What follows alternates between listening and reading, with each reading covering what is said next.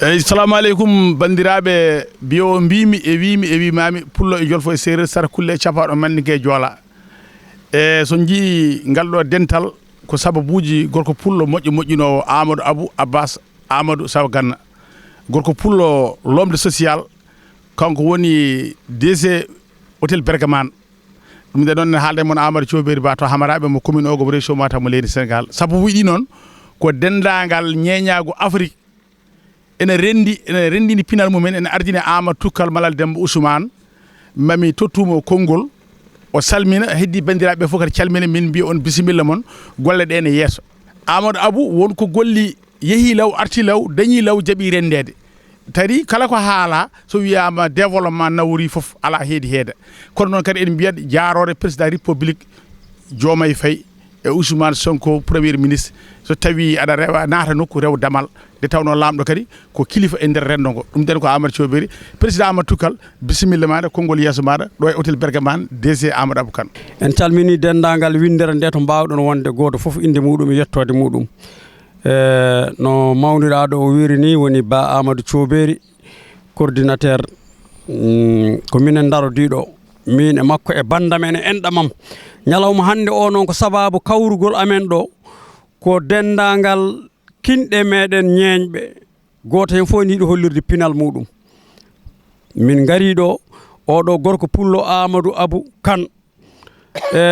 PDC hôtel Bergaman gorko pullo joom gueɗal tedduɗo o bismi min ɗo wi bisimilla mon ɗo ñamdu mon yardu mon e programme mo jogui ɗon o poof ha gasa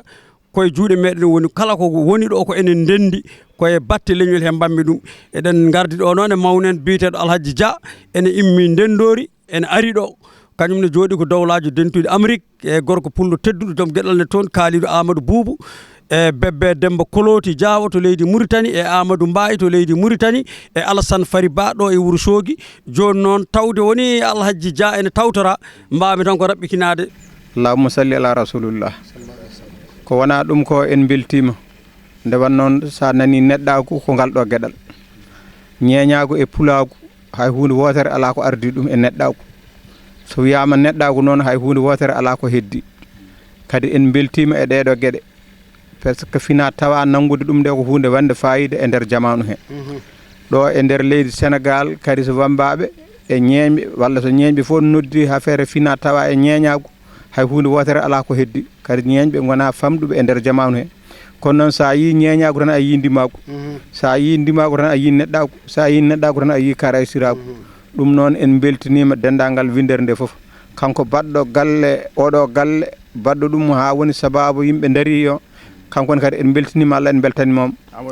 presque o wiyete ko Amadou Abou Kane sinne tan ko rendi nde ne mofta jomum wonta ko millionnaire kono noon ko jogi ko ɗum ɓuuri yodde par ce que hono noddude yimɓe gara noto ɗum jiiya ɗumen jiima toujours koye développement o daari ɗum noon eɗen ñaago Allah yalla nawru ɗum yeeso ko adi fof mi weltima nde wannoon poɓɓo e gam o fof mbalta man jomajo ɗo ɗo daariɗen ɗo koye Bergaman hôtel gonɗen hôtel Amadou Kane Diallo walla mbiya Amadou Abou Abbas Amadou Lamine Sawa Ganna koto hôtel makko ɗo daariɗen hannde nde ñalande noon konde ñalande ɓiɓɓe ñañɓe leydi Sénégal walla leydi Mali e leydi Mauritanie e leydi Gambie fof ene rendi ɗo eɓe mbaɗi ndeɗo ñalande wadde so tawi Amadou Abou Abbas bismi ɓeɗo fof gar yewɓe gar ɓe ñalla ɗo o ñammina o yarna o bismo o teddina o waɗi koko andi ɗum wona bulet e makko ɗo kadi waɗimi weltade ko so tawi neɗɗo yiyama ɗo enna e nder hôtel he ene wiye ko ɓiɗɗo Sénégal najo omo fano ko ɗo kanko jeeɗi hôtel o ko ɗo jeeya wadde enenne en beltorima wonde Amadou Kane neɗɗo moƴƴo wondemo jaɓɓotoɗo wondemo bismotoɗo wondemo teddinowo wondemo dañƴo ko renda ko en beltoto wadde eɗen mbiya bandiraɓe men arɓe immiɓe dola banggueji goɗɗi ɓe eɗen mbiya bisimilla mabɓe mbaari milla mabɓe nokku o ɗo ko ɗo jeyɗon wona hoɓɓe ko leyɗele nayi ndendi programme o Sénégal Mali Mauritanie e Gambie e ko ɓeɗon ndendi programme o e joni noon ko arde kadi hollude pine mumen e pine ñeñɓe foof e ñeñɓe kadi ne ɓe kaali ɓe gayni ñeñɓe fulɓe kañumen foof ndendi programme o nde wonno pinal ngal wiyete ko pinal fulɓe oɗo kaloɗo ko Maba Diawanɗo biteɗo Amadou Mboumo Diong jeeyaɗo wuuro wiyete ko Seno Palil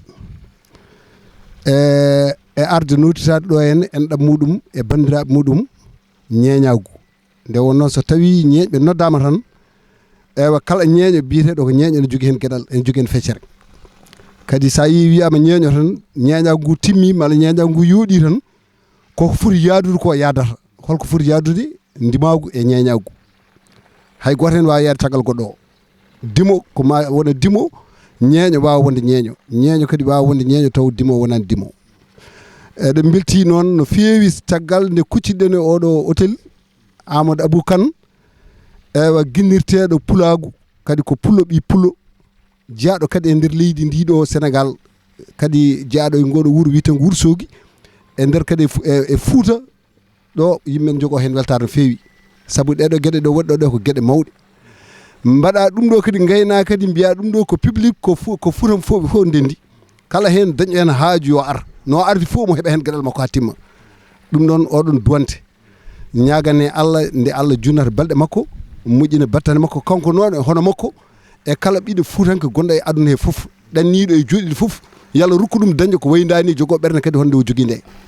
ɗum ɗo noon ko noddago ñeeñɓe so tawi noon a noddama ko poɗɗa notade tan a yahat notoyɗa neɗɗo yolata hujji mum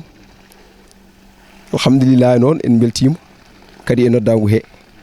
minen noon oɗo kaloɗo en o ko Amadou Guissé jeeya ko Hamaraɓe donc kadi ko sakke